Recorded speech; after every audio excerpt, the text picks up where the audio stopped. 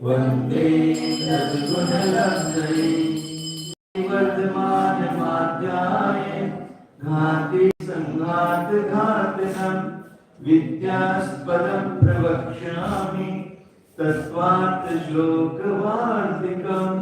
पंचपरमेश्वरी भगवान की जय। 24 तीर्थंकर भगवान की जय। देवादिदेव गजानन श्री पार्षद भगवान की जय। परम पूज्य आचार्य श्री मोहन स्वामी जी महाराज की जय। परम पूज्य आचार्य श्री विद्यानंद स्वामी जी महाराज की जय। परम पूज्य आचार्य श्री शांति सागर जी महाराज की जय। परम पूज्य आचार्य श्री श्रीमती सागर जी महाराज की जय। परम पूज्य आचार्य श्री अभिनंदन सागर जी महाराज की जय। परम पूज्य आचार्य गुरुदेव सुंदर सागर जी महाराज की जय। गुरुदेव समंत भद्र स्वामी की जय।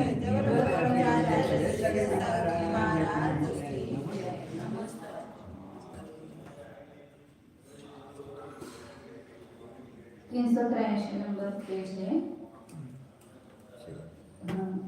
कल आचार्य ने बताया था कि मिथ्या ज्ञान भी जो है उसमें भी स्व को जानने की अपेक्षा से प्रमाण पढ़ना। तो प्रत्येक इसमें प्रमाण और अप्रमाण पढ़ने में कोई विरोध नहीं है। सभी ज्ञानों में प्रमाण पढ़ा और अप्रमाण पढ़ा दोनों हो सकते हैं। उसके ऊपर हम आगे और बता रहे हैं। चक्षुः दर्शनादौ किंचिद इति स्वार्थ विनिश्चयस्य भावात् अतिव्याप्तिः इति अपि न शंकनीयम्। आप चक्षु अब दूसरा क्वेश्चन का ऐसा कहिए कि चक्षुरेंद्रियों के द्वारा जो दर्शन होता है उसमें किंचित इति स्वार्थ विनिश्चयस्य भावात् कुछ इस प्रकार स्व और पदार्थ इन दोनों के निश्चय का सद्भाव होने से उसमें अतिव्याप्ति है। क्योंकि उसमें भी आप स्वार्थ निश्चय विनिश्चय अर्थ कर रहे हैं ना प्रमाण का, तो चक्षु दर्शन में भी कुछ है इस प्रकार का पाया जाता है स्वार्थ निश्चय। तो इसलिए उसमें भी चला गया आपका लक्षण, तो दर्शन तो प्रमाण नहीं है ना, तो अतिव्याप्ति दोष आ गया। तो आचार्य करेगी इत्यपि न शंकनीय, ऐसी भी शंका नहीं करनी चाहिए। क्योंकि यहाँ पर विनिश्चय शब्द में आकार ग्रहण, आकार का ग्रहण किया है। मतलब चक्षु दर्शन में आकार का ग्रहण नहीं होता है और ज्ञान में आकार का ग्रहण होता है, इसलिए इसमें अतिव्याप्ति दोष नहीं आएगा। आगे बता रहे नहीं, तत्र स्व अर्थ आकारस्य विनिश्चयः अस्ति, निराकारस्य सन्मात्रस्य तेन आलोचना। तत्र में चक्षु दर्शन में स्व और अर्थ के आकार का निश्चय नहीं है। वहाँ पर बोले कि वहाँ ये स्व का निश्चय हो, लेकिन स्व और अर्थ के आकार का निश्चय नहीं है, क्योंकि उसको निराकार कहा है। निराकार से सन्मात्र से सत्ता मात्रा को ग्रहण करने वाला सन्मात्र का उसको तेना आलोचना, निराकार सन्मात्र का उसके द्वारा आलोचन होता है चक्षुरेंद्रिय के द्वारा। केवल उस किसी आकार का वहाँ पर व्यवसाय नहीं होता है, केवल सत्ता मात्र का दर्शन होता है। पुनः आगे का है कि चाक्षु से प्रत्यक्ष या रासन प्रत्यक्ष के पूर्व में होने वाले चक्षु दर्शन या अचक्षु दर्शन आदि में कुछ है, ऐसा महासत्ता का आलोचने वाला अपना और अर्थ का निश्चय हो जाता है। अतः प्रमाण के लक्षण है स्व अर्थाकार निश्चय। उस दर्शन में अपना और अर्थ का विकल्प करना रूप आकार का विनिश्चय नहीं है। जो आंखों से देख रहा है उसमें तो ज्ञान तो नहीं है ना, ज्ञान तो ज्ञान नहीं है। आंखों से देखने पर जो ज्ञान वो ज्ञान है ना, वो दर्शन नहीं है। दर्शन तो उसके पहले सामान्य प्रतिभास रूप हो गया, उसको चक्षु दर्शन करते सामान्य प्रतिभास को। आकार रहित केवल महासत्ता का इस दर्शन के द्वारा सामान्य आलोचन होता है। अतः विशेष रूप से स्वयं अर्थ आकार के निश्चय कराने वाले प्रमाण न ज्ञानी प्रमाण और न ज्ञान ही है। तो दर्शन नहीं है। दर्शन नहीं। विपर्य ज्ञाने कश्चित् कदाचित् क्वचित् स्व अर्थ आकार निश्चयस्य भावात् अपि न अतिव्याप्ति ही विग्रहात्। कोई कहेगा कि विपर्य ज्ञान में भी कभी किसी के कहीं पर स्व अर्थ के आकार का निश्चय का संभव होने से अतिव्याप्ति ऐसा कहेगा तो वह नहीं है, न अतिव्याप्ति, क्योंकि विनिश्चय में भी शब्द को ग्रहण किया है। विनिश्चय स्वार्थ विनिश्चय ऐसा है ना, तो वी का ग्रहण किया है विशेष रूप से। आगे अर्थ कर विनिश्चय का विशेष रूप से जो आकार प्रतिभाषित होता है उसको विनिश्चय कहते हैं। तो इसलिए स्व अर्थ के अर्थ को ग्रहण करना इतना ही प्रमाण का लक्षण नहीं कहा है, वी का ग्रहण किया है, इसलिए विपर्य ज्ञान में उसकी अतिव्याप्ति नहीं होती है और विशेष रूप से ग्रहण नहीं विपर्य ज्ञान में। विशेषेण देश काल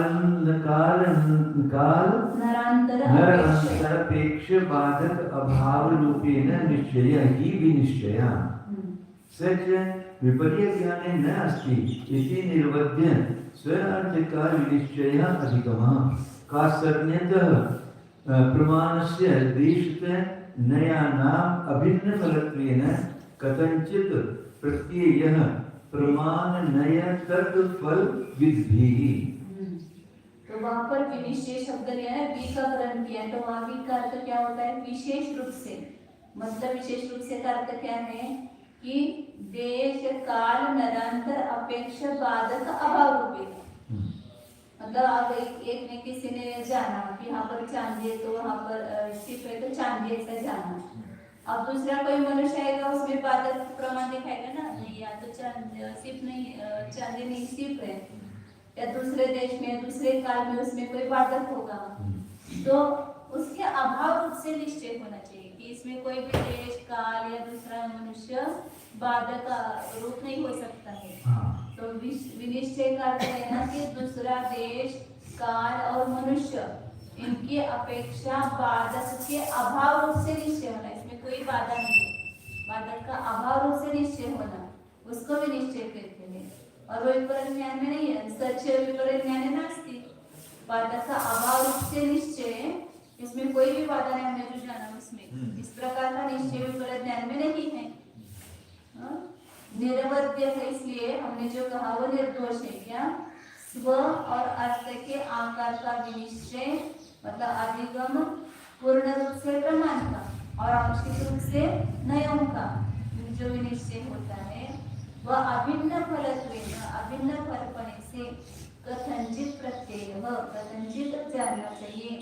इसको प्रमाण नय तत्फल विधि, जो प्रमाण और नय को जानते हैं उसके फल को जानने वाले हैं, उनके द्वारा ये प्रमाण का लक्षण जो है वो निर्दोष है ऐसा जानना चाहिए। क्या प्रमाण और नय का लक्षण किया?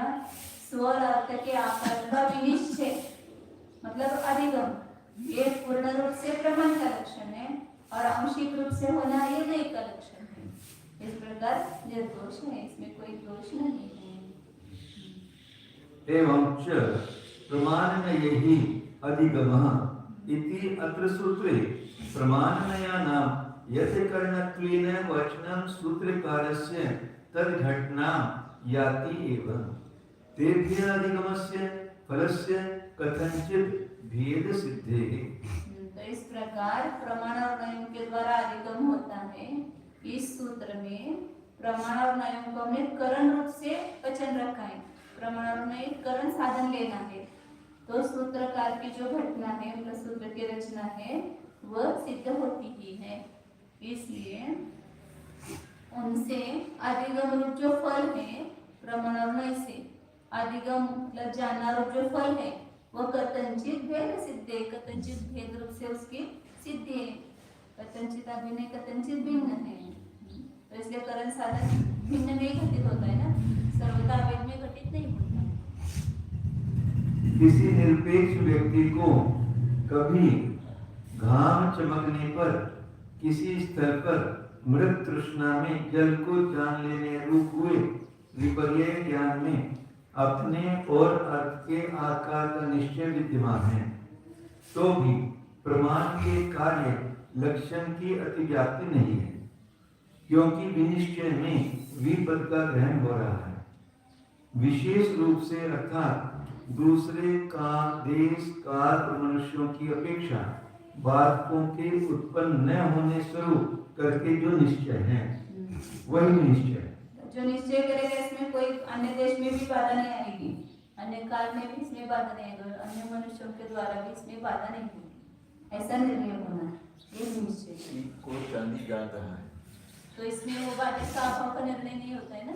हाँ, कोई आदमी उसको आके ये बताएगा कि सीप नहीं चांदी है, चांदी नहीं सीप है, तो ऐसा उसका अभाव होना चाहिए, ऐसा बताने वाला नहीं होना चाहिए, तभी वो निर्णय आएगा। बाधक प्रमाण का अभाव होना चाहिए। म्हणजे करण साधनामध्ये बाधक प्रमाणाचा अभाव पडतो, कर्तृ साधन मध्ये नाही. नाही विनिश्चय शब्दाचा अर्थ घेतात, करण साधन कर्तृ साधनाचा काही संबंध नाही. प्रमाणाचं जे लक्षण केलेलं आहे त्याची अतिव्याप्ती दर्शनामध्ये जात नाही, त्याची अतिव्याप्ती दुसऱ्या विपरीत ज्ञानामध्ये पण जात नाही. का जात नाही तर विपरीत ज्ञानामध्ये बाधकाचा अभाव नाहीये, बाधक प्रमाणाचा. तिथं बाधक प्रमाण उत्पन्न होऊ शकते विपरीत ज्ञानामध्ये. मग त्यावेळेला निर्णय होतो त्याला त्या बाधकाचे अभावपणे निर्णय व्हायला पाहिजे. याच्यामध्ये कोणतेही बाधक नाही, मी जे ग्रहण केलेलं ते बरोबर ग्रहण केलेलं आहे असं त्याला विनिश्चय म्हणायचं.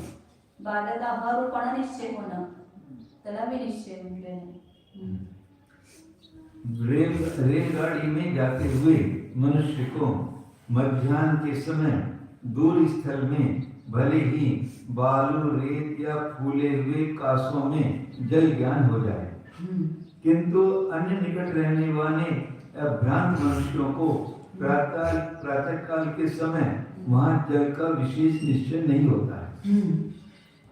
इस कारण उक्त कारिकाओं में कही गई यह बात निर्दोष सिद्ध हो गई कि प्रमाण रूप कारण का सर्वांग रूप से स्वयं अर्थाकार निश्चय स्वरूप अधिगम अभिन्न फल है, और एक देश रूप से स्वयं अर्थाकार अर्थाकार का विनिश्चय रूप अधिगम नयों का अभिन्न फल है। इस ढंग से प्रमाण नय और उनके फल को जान लेने वाले विद्वानों करके प्रमाण नयों के अधिगम की कथनचित अभिन्न फल पने से प्रतीति कर लेनी चाहिए। भावा प्रमाण और नय करण है तथा उनके द्वारा होने वाला अधिगम फल है, वह करण ज्ञानों से कथनचित भिन्न है, कथनचित अभिन्न है। ऐसी व्यवस्था होने पर प्रमाण नय अधिगम, ऐसे सूत्र में प्रमाण और नयों को जो तृतीयांत करण पने से कथन किया है वह सूत्रकार का वचन घटित हो ही जाता है। तीन प्रमाण और नयों से अधिगम रूपी फल का कथनचित भेद होना प्रसिद्ध है, जैसे कि प्रकाशक दीपक का प्रकाश से कथनचित भेदा भेद है। वर्गण्याने सिद्ध केलं तुम्ही होता की मिथ्या ज्ञानामध्ये पण स्वरूपाचा निर्णय आहे, स्वचा निर्णय तिथं पण आहे ना, पण त्या ज्ञानामध्ये पण हा दर्शनाची अतिव्याप्ती झाली. तर तिथं त्यांनी सांगितलं की मिथ्या ज्ञानामध्ये पण स्व आणि पर ह्याला ग्रहण करतात, म्हणजे स्वच्या अपेक्षेनं ते ज्ञान प्रमाणच आहे, ते मिथ्या ज्ञान नाही हे सांगितलं. मिथ्या ज्ञानामध्ये पण स्वला ग्रहण करण्याच्या अपेक्षेनं प्रमाणच आहे, म्हणून आमची अतिव्याप्ती होत नाही. तर मिथ्या ज्ञान सर्व त्या अपेक्षेनं प्रमाणच आहे, अप्रमाण नाही. स्वला ग्रहण करण्याच्या अपेक्षेनं स्वच्या ग्रहणामध्ये काही मिथ्या सम्यक असा भेद असत नाही, पराला ग्रहण करण्याच्या अपेक्षेनंच मिथ्या आणि सम्यक प्रमाणपना यही तक है जब तक बाधक कारणों का अभाव है। जब बाधक कारण उसमें उपस्थित हो जाएंगे तो वो पर को जाने की अपेक्षा, हाँ, स्व को जाने की अपेक्षा नहीं। मिथ्या ज्ञान भी स्व को जानता है, हाँ, तो वो ज्ञान अपने को ग्रहण कर रहा है ना, हाँ, उसमें मिथ्या सम्यकपना नहीं है। जो उसने विषय को जाना, पर विषय को, उसमें मिथ्यापना और सम्यकपना, उस अंश में मिथ्यापना और सम्यकपना। विपरीत जान रहा है ना, स्व को नहीं विपरीत जान रहे। ज्ञान तो ज्ञान पर्याय, अरे ज्ञान स्व ज्ञान के प्रकार होते हैं। स्व मतलब आत्मा नहीं, स्व मतलब ज्ञान। ज्ञान ज्ञान को जान रहा है। हाँ ज्ञान की ज्ञान मैं हूँ ऐसे प्रतीत कर रहे ज्ञान पर्याय स्वतःला जाणती त्याला स्व म्हटलेलं आहे. हम्म. आणि त्या ज्ञान पर्यायामध्ये जो विषय जाणला त्याला स्व बरं म्हणते. म्हणते. तर त्या स्वला ग्रहण करण्याच्या पेक्षा ती प्रमाणच आहे आणि त्याच्यामध्ये म्हणून स्व अंशाच्या पेक्षा प्रमाणता आणि परांशाच्या पेक्षा अप्रमाणता असं दोन्ही धर्म आहेत त्याच्यात. हाँ सारूप्यस्य प्रमाणस्य सारूप्यस्य प्रमाणस्य स्वभावोऽधिगमफलम् स्वभावोऽधिगमफलम् तद्भेदे कल्पनामात्रा तद्भेदकल्पनामात्रा द्वितीयेचित् प्रपेदिरे द्वितीयेचित् प्रपेदिरे सारूप्यस्य प्रमाणस्य स्वभावोऽधिगमफलम् तद्भेदकल्पनामात्रा द्वितीयेचित् प्रपेदिरे। हम दूसरे बौद्ध कहते हैं कि चित्त प्रकृति ऐसा मानते हैं क्या कि सारूप्यस्य प्रमाणस्य स्वभावः प्रमाण का स्वभाव क्या है प्रमाण कैसा है सारूप्य सारूप्य म्हणजे उसका आकार जैसे दर्पण में आकार आता है ना वस्तु का ऐसे ज्ञान भी उस पदार्थ का होता है दर्पण जैसे पदार्थ के आकर लाल पीला सफेद जो भी है वो उसमें उमड़ता है ना दर्पण में झलकता है तो ऐसे ज्ञान में भी वो आकार झलकता है तो वो ज्ञान भी उस आकार रूप होता है उस पदार्थ के ऐसा मान करके वो और उसका उस प्रमाण का स्वभाव अधिगम है अधिगम मतलब जानना और जानना इसका फल है तद भेद कल्पना मात्र प्रमाण और फल ये जो भेद है वो केवल कल्पना मात्र है तो वास्तविक नहीं है ऐसा कोई मानते हैं प्रकृति प्रमाण और फल का सर्वथा अभेद मानने वाले बौद्ध कहते हैं कि ज्ञान में दर्पण के समान पदार्थों का आकार पड़ जाता है अतः संवेदन की अर्थ के साथ तदाकारता हो जाना प्रमाण है। कहा गया है कि तस्मात् प्रमेय अधिगतिः प्रमाण मेय रूपता तदाकार का रूप प्रमाण का स्वभाव अधिकम है और वही फल है। अतः केवल कल्पना से उन प्रमाण फलों का भेद मान लिया जाता है वास्तव में नहीं है। इस प्रकार कोई समझ बैठे हैं। प्रमाण फल एक ही है अधिगम हाँ। यही प्रमाण का फल है संवेदनस्य अर्थेन सारूप्यं प्रमाणं तत्र ग्राहकतया व्याप्रियमानत्वात् बौद्ध कह रहे हैं संवेदन जो है ज्ञान जो है उसका पदार्थ के साथ सारूप्य मतलब उसके आकार होना उसके सदृश होना वो प्रमाण है और उसको तत्र ग्राहक है क्योंकि वो उसमें ग्राहक रूप से उसको ग्रहण करने रूप से व्यापृत होता है प्रमाण जो है उस पदार्थ को ग्रहण करने रूप से व्यापृत होता है इसलिए जो पदार्थ के आकार है उस ज्ञान में आया हुआ वही प्रमाण है तदाकारता को प्रमाण मानते हैं यानी ज्ञान का उस पदार्थ को ग्रहण करने में व्यापार होता है। हाँ। ऐसा हाँ। ऐसा ऐसा मान दें कोई किसके वो जो पदार्थ उस ज्ञान में झलका मतलब वो उस आकार रूप हुआ ज्ञान तो वो ज्ञान उस पदार्थ को ग्रहण करता आकार नहीं आया तो उसको ग्रहण नहीं करता ऐसे हम भी ऐसे ही मानते ना लेकिन वो आकार जो पौद्गलिक है वो नहीं आता है ज्ञान में तो उसका निर्णयात्मक ही निर्णय होना ये आकार ऐसा मानते ना ये मानते इस तरह क्या कि ज्ञान उस पदार्थ के आकार रूप होकर मैला होता है। हाँ, महिला होता है ऐसा नहीं हाँ। आकार रूप होता है तो निर्णय होता है उस आकार रूप नहीं होगा तो उसका निर्णय नहीं होगा उस पदार्थ का तदुत्पत्ति तदाकार और तदध्यवसाय पुत्रस्य पित्रा स्वारूप्यवत् जैसे पुत्र को पिता के समान रूप होता है ना रूप के समान पिता में वो पुत्र का रूप पिता का रूप पुत्र में झलकता है उसके समान वो ज्ञान उस पदार्थ के आकार होता है पितृस्वरूपः हि पुत्रः पितरं रूपं गृह्णाति इति लोक अभिमन्यते न च तत्त्वतः तस्य ग्राहक निरूपत्व प्रसंगात्। पिता का स्वरूप पुत्र, पिता का स्वरूप जो पुत्र है वह पिता के रूप को ग्रहण करता है। जो पिता के समान जो पुत्र है वो पिता के रूप को ग्रहण करता है, ऐसा लोग मानते हैं। लेकिन वास्तविक तस्य ग्राहक वो उस पिता के रूप को ग्रहण करने वाला नहीं है, क्योंकि पिता के रूप को इसने ग्रहण किया तो पिता निरूप हो जाएगा ना, और रूपरहित हो जाएगा। पिता का रूप यदि पुत्र ने ले लिया तो पिता रूपरहित होना चाहिए फिर, ऐसा वही बोल रहे हैं, सब बौद्ध बोल रहे हैं। तद्वत् अर्थ स्वरूप संवेदनम अर्थम गृह्णाति इति व्यवहरति इति तस्य ग्राहकत्वात् प्रमाणम अर्थ अधिगति ही फलम तस्य तदर्थत्वात्। उसी प्रकार पदार्थ के स्वरूप का जो ज्ञान है, अर्थ स्वरूप संवेदनम जो ज्ञान है वह अर्थ को ग्रहण करता है, ऐसा व्यवहार होता है।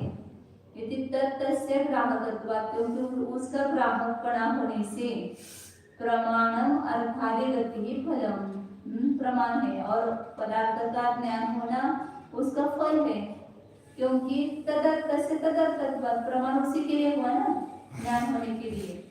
वो उसका वो प्रयोजन वही है प्रमाण का, कि पदार्थ का ज्ञान होना, इसलिए वो उसका फल है। न च संवेदना अर्थ सारूप्यम अन्यत एव स्व संवेद्यत्वात् अधिगतिवत्।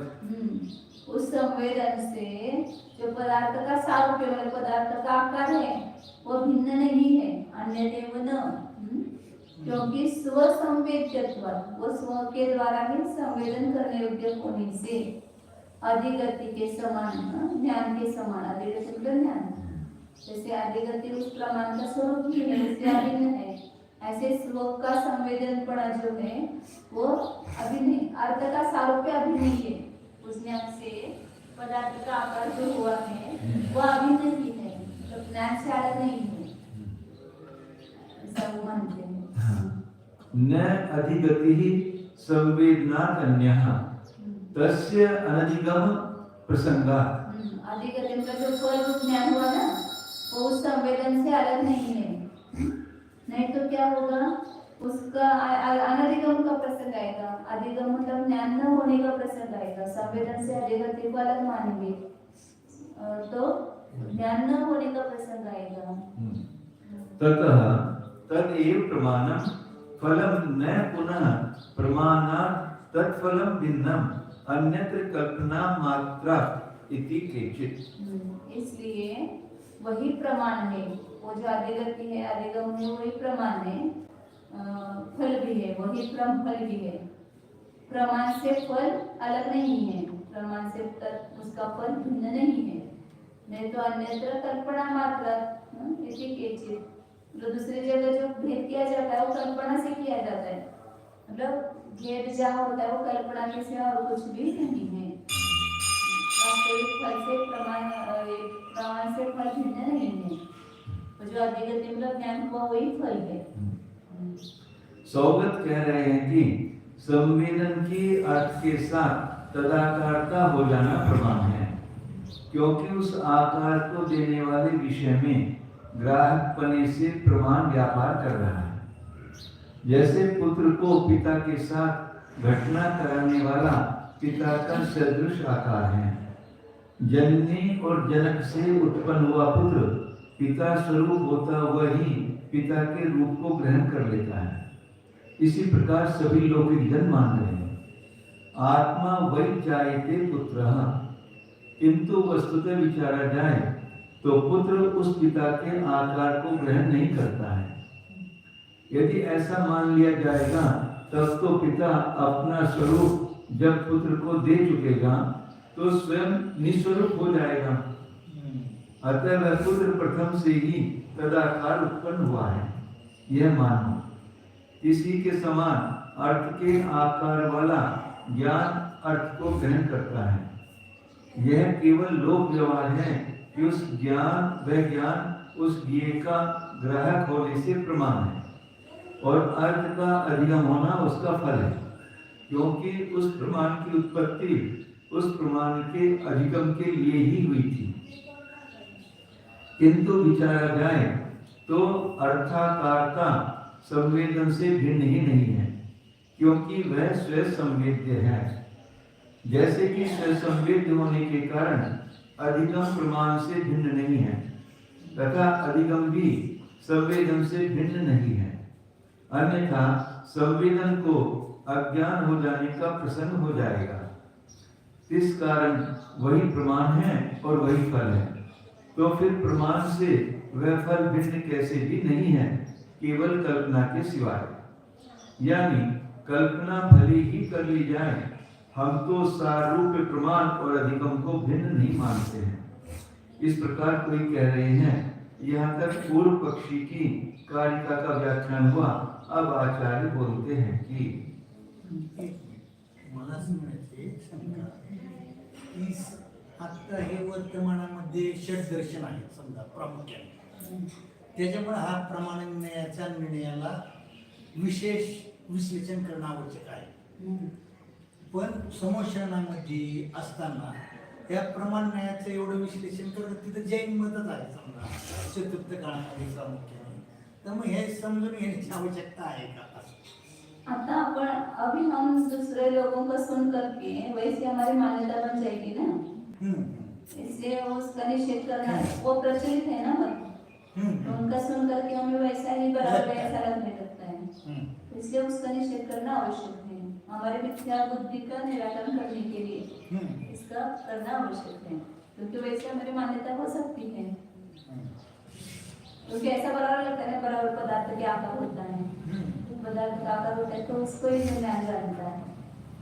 उस समय जब आचार्य उमा स्वामी महाराज हुए, उस समय अन्य मतों का बहुत जोर था, तो उनके खंडन के करने के लिए हाँ ये सब आचार्य अपरंत आचार्य विद्यानंद आचार्य इसमें बौद्धों का बहुत ही इसलिए बौद्धों का बहुत खंडन किया। अपरंत आचार्य ने भी बौद्धों को बहुत पकड़ा। अभी वर्तमान में भी बौद्धों का ज्यादा प्रदेश इधर सब जगह अमेरिका वगैरह में, जापान वगैरह में तो बुद्धिस्ट विपश्यना ध्यान तो वही ज्यादा अपने लोग भी पकड़ देते विपश्यना को, तो जैन लोग याद है। तन्नयुक्तं निरंशायः संवित्तिर्द्वैरूपतां प्रतिकल्पयतां हेतु विशेषा संभवित्वतः तन्नयुक्तं निरंशायः संवित्तिर्द्वैरूपतां प्रतिकल्पयतां हेतु विशेषा संभवित्वतः। तन्नयुक्तम आचार्य उत्तर दे रहे उनको कि निरंशायाः संवित्तिः। आप संवित्ति को कैसे मानते? संवित्ति मतलब ज्ञान, उनको कैसे मानते हो? निरंश मानते हो, उसमें अंश भेद नहीं है, निरंश है। और फिर उसके द्वैरूपता स्वाकार और आत्माकारता, ऐसे द्वैरूपता मानना युक्त नहीं है। द्वैरूपता परिकल्पता हेतु विशेष असंभवितता, वहाँ पर हेतु विशेष संभवित न होने से उसमें द्वैरूपता नहीं है, मानना युक्त नहीं है। मतलब उनकी अपेक्षा से बता रहे हो स्वभाव मतलब अंशों से रही थी उनको मानते ना संवेदन, उसमें द्वैरूपता कहाँ से आएगी? द्वैरूपता पदार्थ के आकारूपता, ऐसे द्वैरूपता नहीं है। बौद्धों का वह कथन युक्तिपूर्ण नहीं है, क्योंकि स्वभाव या अंशों से रहित कोरे संवेदन के प्रमाण और फलस्वरूप दो स्वभावों की कल्पना करने वालों के यहाँ विशेष हेतु का असंभव है। स्वभाव प्रमाण और फलस्वरूप ऐसे दो स्वभाव। हाँ, अर्थात बिना कारण निरंश ज्ञान में प्रमाणपन और फलपन व्यवहित नहीं हो सकता है। कोई प्रमाण मानते उसको एक फल मानते, अभिन्न मानते ना दोनों, इसलिए उसका निषेध किया। नहीं निरंशाम संवित्तिम स्वयं उपेत्य प्रमाण फल उदय रूपताम तत्व प्रविभागेन कल्पयन्तः युक्तिवादिनः तया तथा कल्पने हेतु विशेषस्य असंभवत्वात्। निरंशाम संवित्तिम, संवित्ति मतलब ज्ञान को कैसे मानते हो आप? अंश रहित निरंश। ऐसा जो ज्ञान है स्वयं उपेत्य, स्वयं प्राप्त करके प्रमाण फल द्वय रूपताम, उसमें प्रमाण और फल एक ही ज्ञान में प्रमाण भी और फल भी, ये दोनों रूपता को जो है वह तत्व प्रविभाग है, उसके तत्व के विभाग से कल्पना, उसकी कल्पना करने वाले युक्तिवादी नहीं है। ऐसे जो कल्पना कर दे तो कहना निरंश, इधर उसमें दो रूपता, ऐसे तत्व के विभाग से कल्पना करना युक्त नहीं है, क्योंकि तथा कल्पने हेतु विशेष से संभवित, उसकी वैसी कल्पना करने में कोई हेतु विशेष संभव नहीं है, मतलब कोई हेतु नहीं, उसका विशेष हेतु नहीं है। तो इसलिए एक ही ज्ञान में दो पने की कल्पना करना युक्त नहीं है। स्वभाव, अतिशय, धर्म आदि अंशों से सर्वथा रहित माने गए संवेदन को स्वीकार कर तत्वों के प्रकृष्ट विभाग करके उस प्रमाण फल के व्यवहार से संवेदन में प्रमाण और कल्पना ऐसे दो स्वरूपों की कल्पना करने वाले बौद्ध युक्ति पूर्वक कहने की टेव रखने वाले नहीं हैं, क्योंकि निस्वभाव पदार्थ में इस प्रकार प्रमाण कल्पने की कल्पना करने में किसी विशेष हेतु का होना नहीं संभवता है। बिना हेतु विशेषेण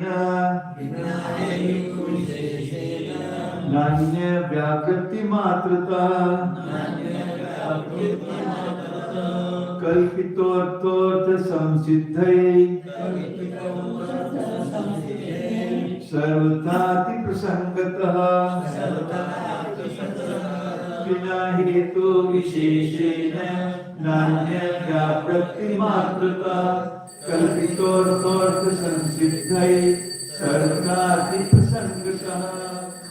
एक असे विचारायचं मला की ते जर शक्य असेल तर बोर्डवर एक प्रमाणाचं फळ कथनचित भिन्न आहे आणि कथनचित अभिन्न आहे, आपलं हे देवाचं मत आहे आचार्य, तर मग हे थोडंसं उदाहरणाच्या द्वारे समजून सांगितलं बरं. प्रमाणाचं फळ कथनचित भिन्न आणि कथनचित अभिन्न आहे, नेहमी आपण सांगतो तशीच ती विवक्षा घ्यायची ना. कथनचित भिन्न में विवक्षा क्या है? संज्ञा, लक्षण, प्रयोजन उसका भिन्न है, तो इसलिए फिर लेकिन जो प्रमाण करता है वही जीव फल को प्राप्त करता है। एक जीव है ना, प्रमाण रूप और फल रूप दो नहीं है, तो प्रदेश की अपेक्षा से उसमें अभिन्नता अभेद है। यह प्रमेय सैव जहाँ ती आदत्ते परेशान होतो, जो प्रमाण करतो त्याला ते पण मिळते, मग अभेद आहे ना त्याच्यामध्ये।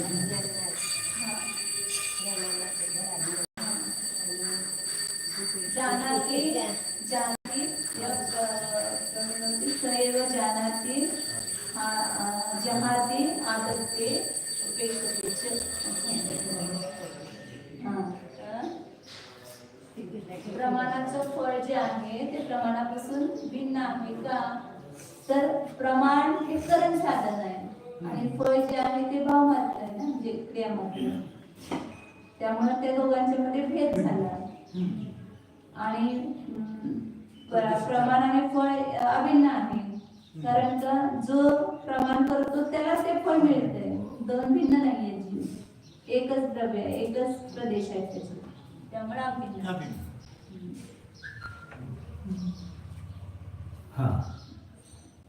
हेतु विशेष के बिना वो बौद्ध कहते हैं ना कि कोई भी पदार्थ को शब्द सीधे नहीं बताते, अन्य व्यावृत्ति से, अव्यव्यावृत्ति, दो में अव्यव्यावृत्ति, ऐसा प्रमाण का अर्थ करेंगे अप्रमाण की व्यावृत्ति से, ऐसा। तो हेतु के बिना, हेतु विशेष के बिना, तो विशेष हेतु के बिना केवल अन्य व्यावृत्ति मात्र में कल्पित अर्थ, कल्पना किया गया पदार्थ अर्थ की सिद्धि के लिए कारण नहीं होता है। तो आप केवल अन्य की व्यावृत्ति से पदार्थ की कल्पना करेंगे, पदार्थ कुछ है ही नहीं है, वो कुछ नहीं है, अगो की व्यावृत्ति वो है, ऐसा मानते हैं। तो ऐसी वो अन्य व्यावृत्ति मात्र से पदार्थ की सिद्धि नहीं हो सकती है। सर्वथा की प्रसंगता, यदि केवल अन्य की व्यावृत्ति मात्र से पदार्थ की सिद्धि करने लगेंगे तो क्या हो जाएगा, सब जगह अति प्रसंग दोष आएगा, वो अर्थ क्रिया तो उसमें होगी नहीं। जैसे वो उन्होंने नीचे अच्छा उदाहरण दिया है, लकड़ी का बना हुआ घोड़ा भी बालों को पकड़ ले जाएगा केवल इससे व्यावृत्त करेंगे तो। अब अश्व अनश्व की व्यावृत्ति मतलब अश्व ऐसा कहेंगे तो लकड़ी का घोड़ा भी वो ले जाएगा उस बालक को, ऐसा आगे प्रसंग दोष आएगा। विशेष हेतु के बिना केवल अन्य व्यावृत्ति से ही कल्पना कर लिया गया अर्थ तो प्रयोजन की भली प्रकार सिद्धि के लिए सभी प्रकार से समर्थ नहीं है, अन्यथा अति प्रसन्न हो जाएगा। अर्थात लकड़ी का बना हुआ घोड़ा भी बालक को भगा ले जाएगा। ऐसा कैसे लिया, उसको घोड़ा नहीं है ये, इसको क्या कहेंगे? नहीं, अति प्रसंग दोष दिखाया ऐसा, नहीं, अति प्रसंग दोष दिखाया खाली, मतलब किसी भी पदार्थ की आप खाली अन्य की व्यावृत्ति से पदार्थ की कल्पना करेंगे, पदार्थ कुछ नहीं है, वो कुछ है नहीं है, केवल अगो की व्यावृत्ति मतलब ही वो है। तो ऐसा कोई है क्या वो खाली उसकी अन्य की व्यावृत्ति से, तो अन्य की व्यावृत्ति से पदार्थ की कल्पना करेंगे तो लकड़ी का घोड़ा भी एक पदार्थ सिद्ध होगा, तो वो भी उसको ले जाने का काम करने लगेगा। कागज के फूल से भी गंध आने लगेगी, कल्पित मोदक भी तृप्ति के कारण बन जाएंगे। यदि कल्पना से ही कार्य होने लग जाए तो हाथ पैर हिलाने और पुरुषार्थ करने की आवश्यकता ही न रहेगी। अतः कोरी अप्रमाण व्यावृत्ति से प्रमाणपना और अफल व्यावृत्ति से फलपना ज्ञान में व्यवस्थित नहीं हो सकता। प्रमाण क्या है, तो अप्रमाण की व्यावृत्ति प्रमाण है, ऐसा ऐसी कल्पना वो करते हैं, ऐसे मानते हैं। किंतु तद अनुरूप यथार्थ स्वभाव मानने पड़ेंगे। वास्तविक स्वभाव मानना पड़ेगा नहीं, तत्र निमित्त विशेष विशेषात बिना कल्पितम सारूप्यम अन्यत वा किंचित अर्थम साध्यति। मनो राज्य आदि ही अपि तथा अनुसंगात।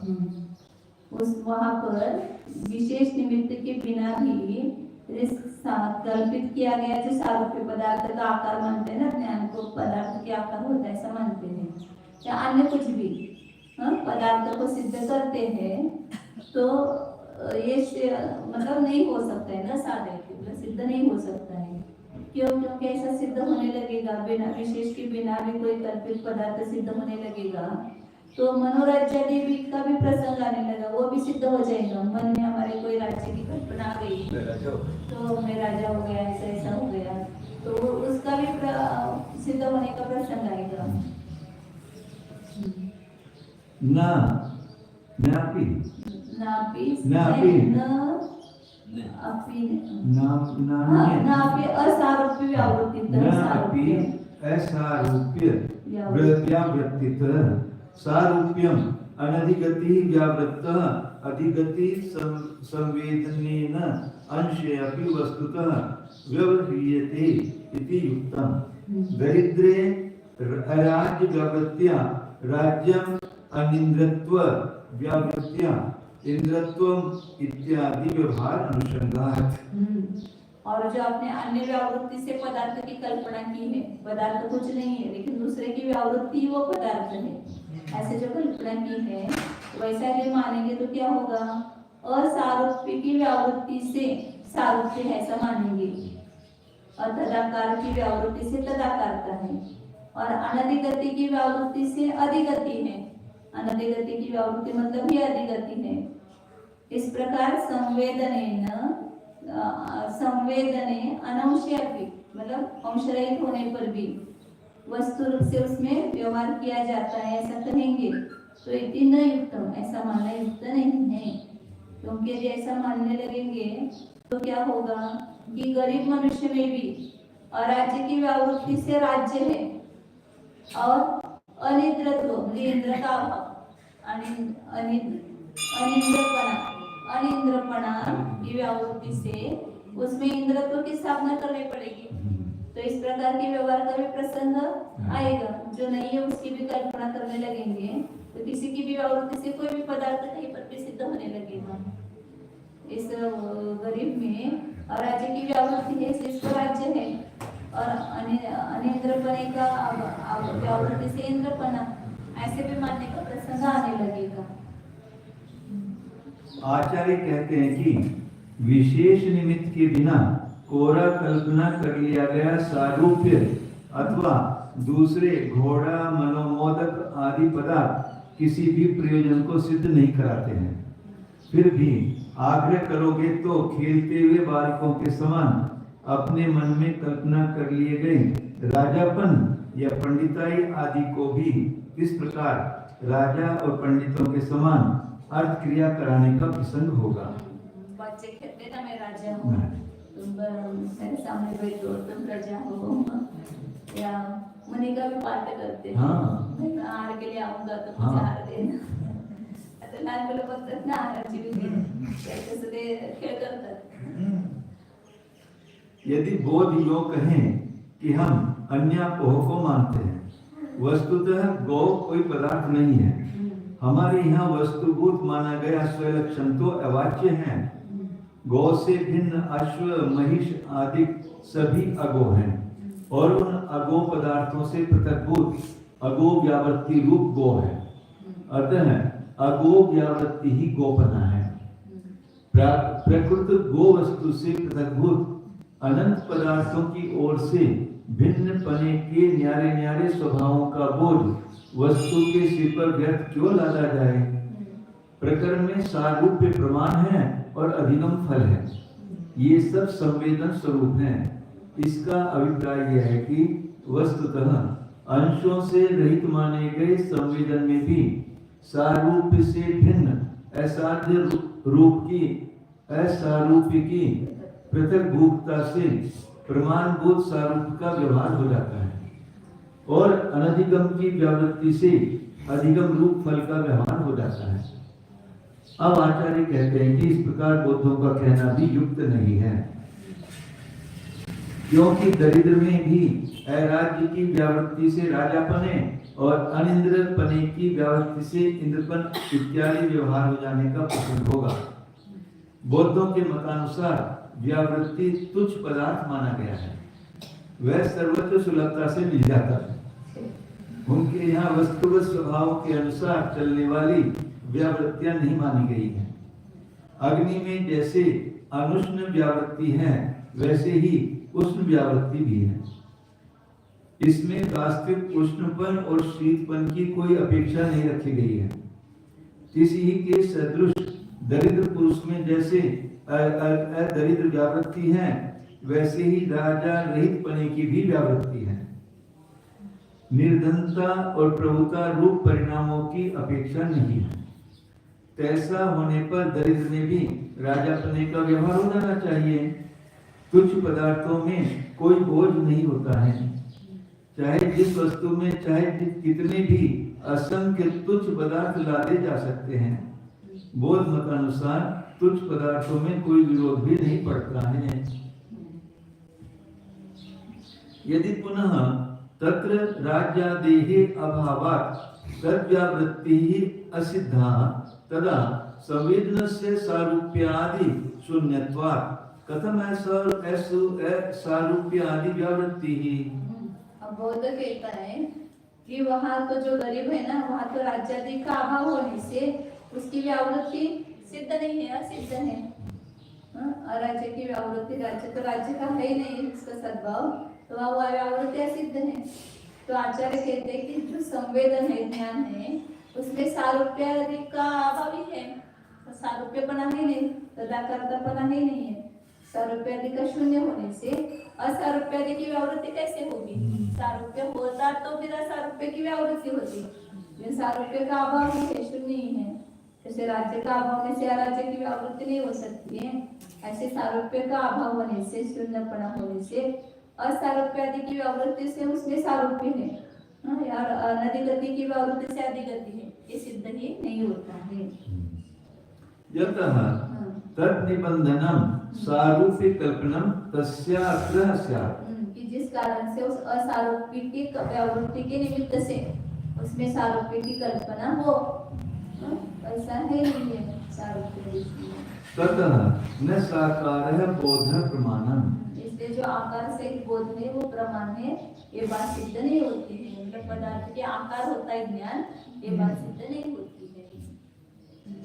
यदि फिर बोध यूं कहें कि उस दरिद्र में वस्तुतः राजापन, इंद्रपन, पंडिताई आदि का अभाव है, इस कारण अराज व्यावृत्ति या अनिंद्र व्यावृत्ति उसमें सिद्ध नहीं होती है। आचार्य समझाते हैं कि तब तो बहुत अच्छा हुआ, आप वस्तु धर्मों के अनुसार व्यावृत्तियों को मानने लग गए, किंतु आपका निरंश संवेदन तो सारूप्य, अधिगम आदि स्वभाव से शून्य है। अतः असारूप्य व्यावृत्ति या अनधिगम व्यावृत्ति भी उसमें कैसे सिद्ध मानी जा सकती हैं, जिससे कि उन व्यावृत्तियों को कारण मानकर उस संवेदन को प्रमाण रूप सारूप्य की और अधिगम रूप फल की कल्पना करना यहाँ हो सके। इस कारण सिद्ध होता है कि बौद्धों द्वारा माना गया दर्पण के समान विषयों के आकार को धारण करने वाला ज्ञान प्रमाण नहीं है। आकार का अर्थ स्वयं और अर्थ का विकल्प करना है। ऐसे साकार ज्ञान को तो हम जैन प्रमाण मानते हैं। यदि आकार का अर्थ प्रतिबिंब को ग्रहण करना है तो ऐसे साकार ज्ञान को हम प्रमाण नहीं मानते हैं। वस्तु का प्रतिबिंब ज्ञान में पड़ता है, ऐसा हम नहीं मानते, क्योंकि ऐसी दशा में स्मृति ज्ञान और सर्वज्ञ का ज्ञान प्रमाण न हो सकेगा। ज्ञान को साकार मानने में और भी अनेक दोष आते हैं। उद्गल पदार्थ नहीं वहाँ पर, तो किसका आकार आएगा? हाँ ना, स्मृति ज्ञान के समय पदार्थ ही नहीं है, हाँ। तो किसका आकार आएगा? उद्गल का विवर्त माना गया प्रतिबिंब भला चेतन ज्ञान में कैसे पड़ सकता है? प्रतिबिंब को लेना और देना दोनों उद्गल के पर्याय हैं, अमूर्त ज्ञान के नहीं। वो दर्पण में प्रतिबिंब लेना और पदार्थ में देने का या ज्ञान ने को समर्पित करता है, मतलब वो जानता है और वो जानने योग्य है, इतना ही उसका अर्थ है। उसका आकार उसमें नहीं जाता है। उद्गल अमूर्त में कैसे जाएगा? आगे प्रतिकर्म व्यवस्थानस्य प्रतिकर्म व्यवस्थान स्यान्यथानुपत्पत्तितः साकारस्य च बोधस्य प्रमाणत्वोपवर्णनम् क्षणचयादिरूपस्य व्यवस्थापकतानकम् तेन तस्य स्वरूपत्वात् विशेषान्तरहानितः प्रतिकर्म व्यवस्थानस्यान्यथानुपपत्तितः साकारस्य बोधस्य प्रमाणत्वोपवर्णनम् क्षणचयादिरूपस्य व्यवस्थापकतानकम् तेन तस्य स्वरूपत्वात् विशेषान्तरहानितः। प्रतिकर्म व्यवस्थानस्य अन्यथानुपपत्तितः साकारस्य च बोधस्य प्रमाणत्वोपवर्णनम्। वो कहता है बौद्ध कि साकार बोध मतलब उस पदार्थ के आकार रूप हुआ जो ज्ञान है उसमें प्रमाणता का कथन किया। क्यों किया? कि मतलब साकार रूप ज्ञान प्रमाण है, ये प्रतिज्ञा हो जाएगी। क्यों?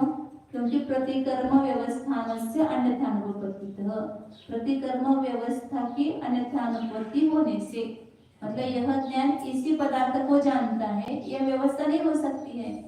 ये ज्ञान इस पदार्थ के आकार हुआ इसलिए इसको ग्रहण करता है।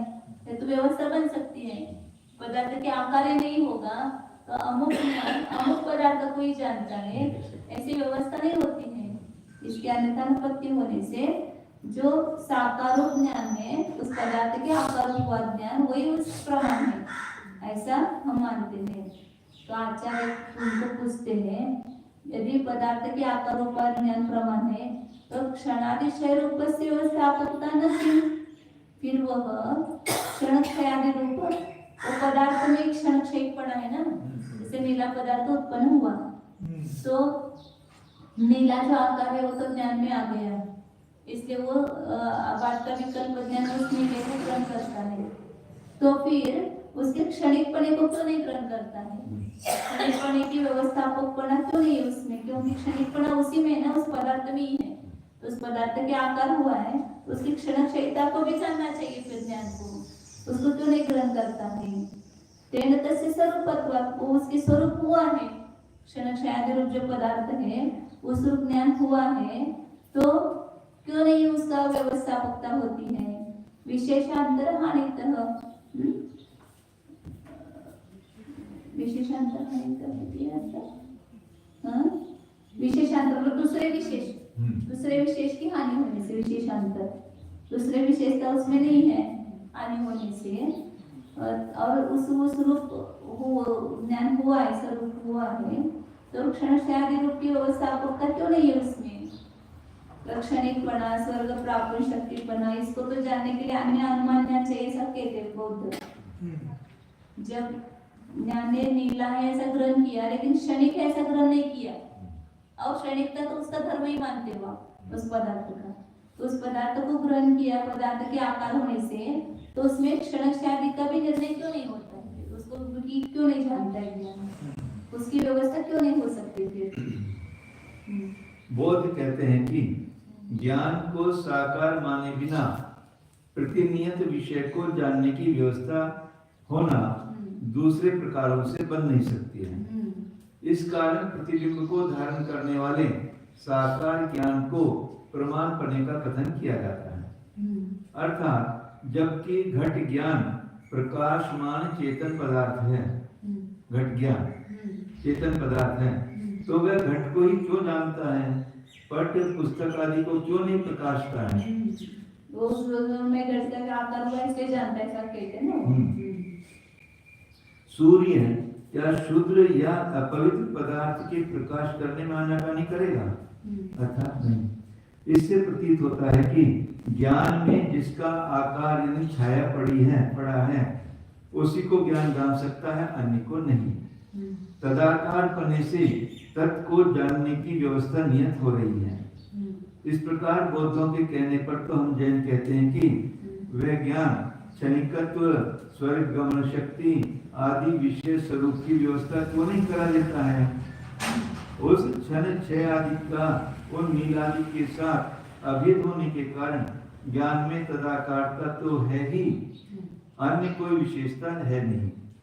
अर्थात बौद्धों ने नील ज्ञान को नील का व्यवस्थापक तो माना है, किंतु नील से माने गए अभिन्न उसके क्षणिकपने का व्यवस्थापक नहीं माना गया। तभी तो क्षणिकत्व के निर्णयार्थ अनुमान और विकल्प ज्ञान उठाए जाते हैं। आत्मा की स्वर्ग प्रापन शक्ति को जानने के लिए भी आत्मज्ञान से निराले ज्ञान उपयोगी होते हैं। अतः तदाकार होने से ज्ञान तत्व का व्यवस्थापक है, इस नियम में विचार हुआ।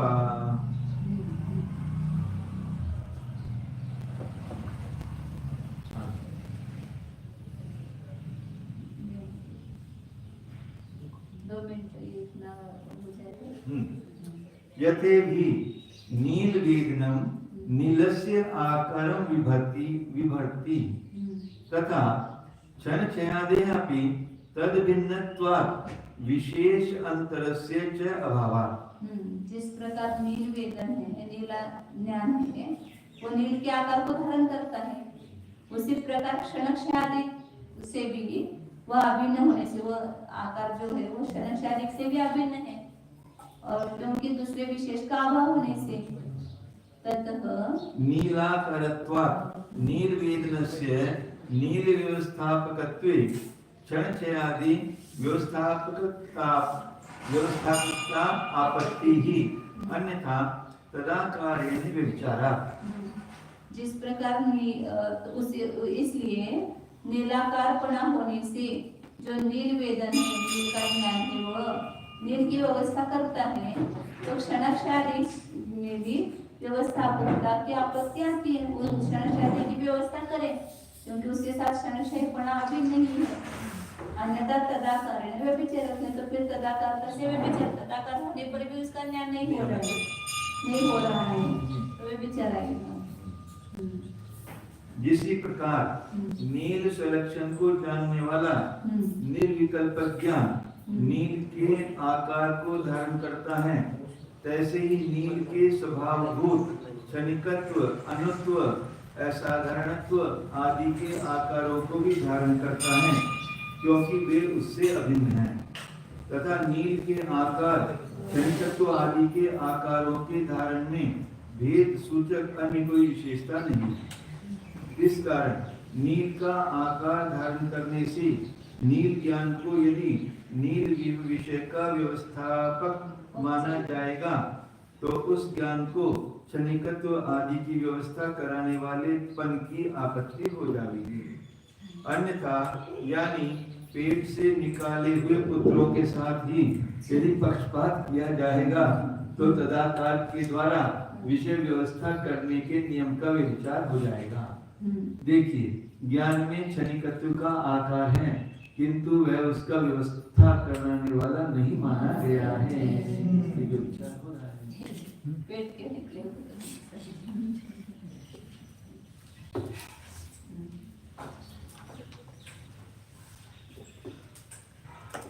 अभी सूत्र के अभी 505 पेज तक है सूत्र प्रमाण है।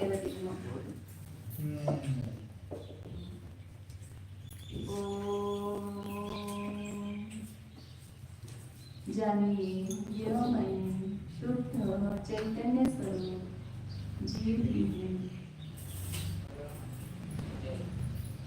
मैं स्वयं ज्ञानमय हूँ, ज्ञानाकार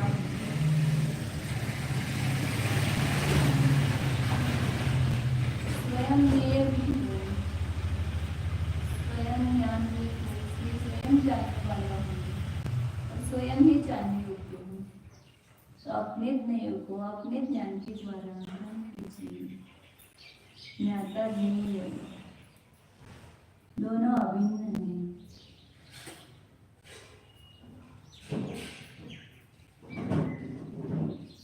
न्यायक स्वरूप ज्ञानानंद स्वरूप संकोत्कीर्ण न्यायक स्वरूप प्रतिभास स्वरूप अनुभूति स्वरूप संवेदन स्वरूप शुद्ध एको